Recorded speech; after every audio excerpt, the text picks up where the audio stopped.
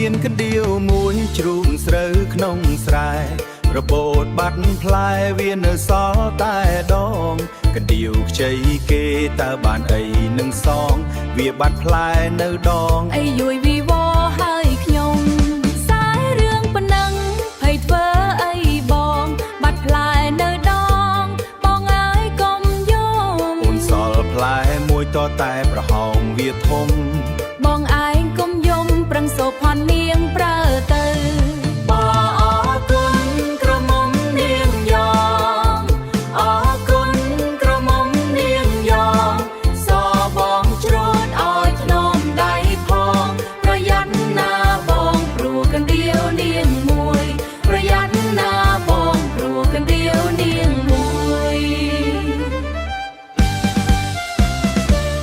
កណ្ដៀវនាងមួយច្រូតមិនហានប្រហែលខ្លាចវាឡើងច្រែងបងថ្នមណាំងស្រីបើ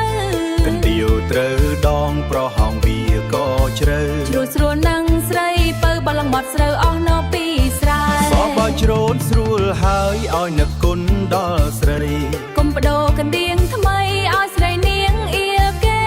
កណ្ដៀវនាងមួយជាទ្រព្យផនម៉ែទេជ្រួលស្រូវមាត់ពីស្រែបងថែទុក